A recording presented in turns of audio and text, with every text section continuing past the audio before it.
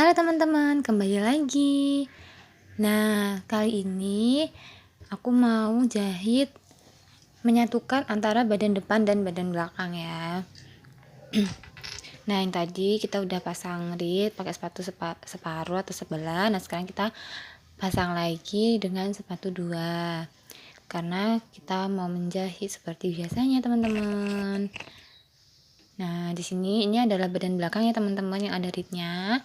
Dan ini adalah badan depan. Jadi badan belakangnya itu yang baik menghadap ke atas, terus badan depannya yang baik menghadap ke bawah gitu.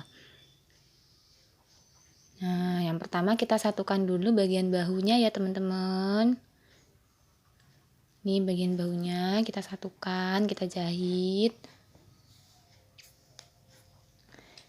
Nah, jangan lupa ketika pertama kali menjahit dikunci jahitannya, akhir menjahit juga dikunci jahitannya agar jahitannya kuat.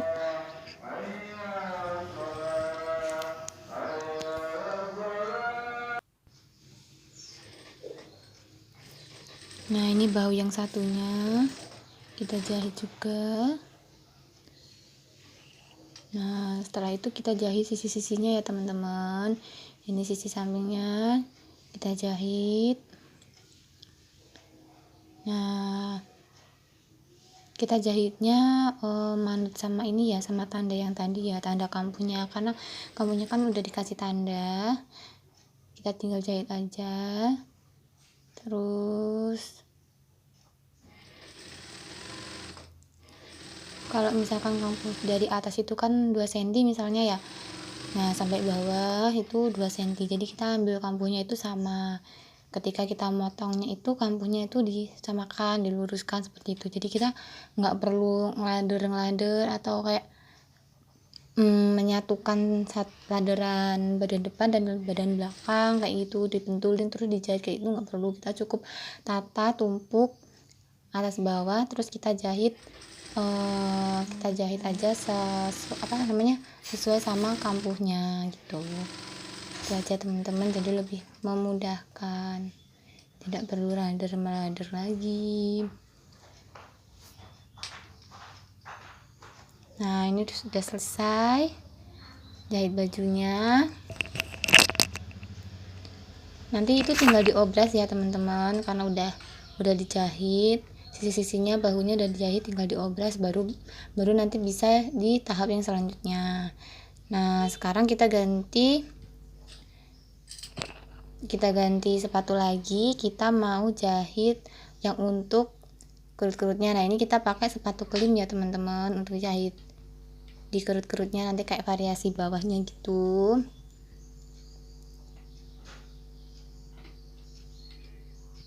Nah, ini pakai sepatu kelim. Kita pasang dulu sepatu kelimnya.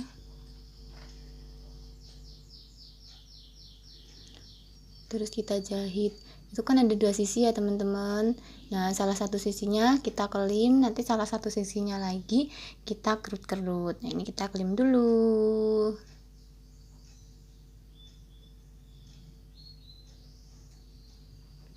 Sama kita lipat dulu. Terus habis itu kita masukkan ke sepatunya, kita tindas pakai jarumnya. Nah, lipatannya itu kita masukkan di sepatu kelimnya, jadi dia akan mengelilingi sendiri terus tuh.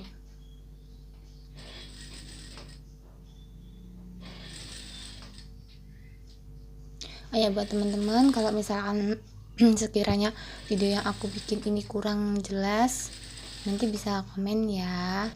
Atau kalau misalkan teman-teman mau dibuatkan video yang lainnya, nanti bisa aku buatkan.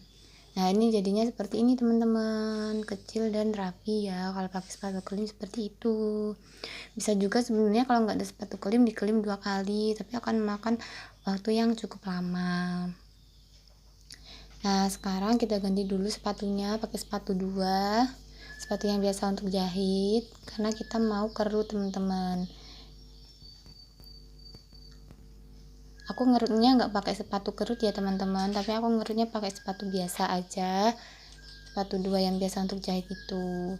Nanti tinggal dikasih jarum pentul di sepatunya, jadi sepatunya tuh diganjel gitu loh teman-teman, di engkokannya antara sepatu dan batangnya itu kayak ada ganjelannya itu. Biasanya aku ganjelnya pakai jarum pentul.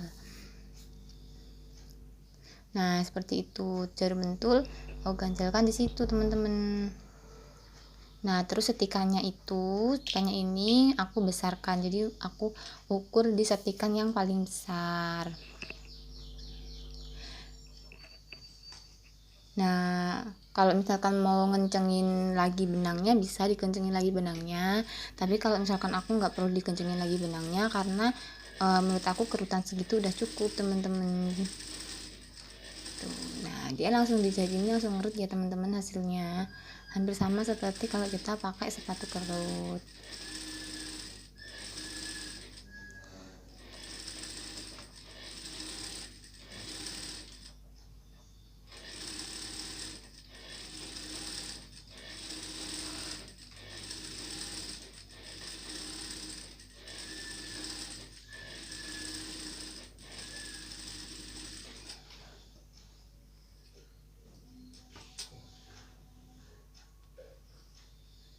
Nah hasilnya seperti ini teman-teman, mengerut dengan baik kan.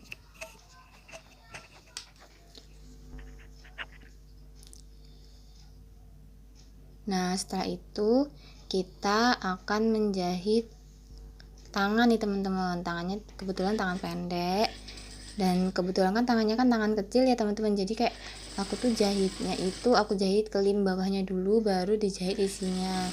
Tapi kalau misalkan tangannya besar itu biasanya aku jahit sisinya dulu baru dikelim kayak gitu. Tapi kalau misalkan ini mau dijahit sisinya dulu baru dikelim, kan tangannya kan kecil ya teman-teman, ini kan untuk baju anak, jadi tuh susah, nanti malah jadinya kurang maksimal.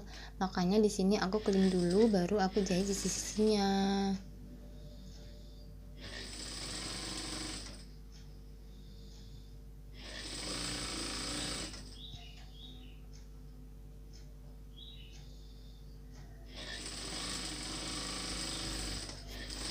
Nah seperti ini. Itu aku jahitnya paling cuman berapa senti ya, paling 1,5 sentian itu teman-teman. Sebenarnya kalau untuk ukuran lebarnya itu bisa disesuaikan ya teman-teman. Teman-teman mau berapa, mau 1 cm, 2 cm, 3 cm itu bisa sebenarnya. Tapi kalau misalkan aku pakainya yang enggak terlalu kecil dan enggak terlalu besar, itu biasanya 1,5 sampai 2 cm. Biasanya umumnya itu segitu.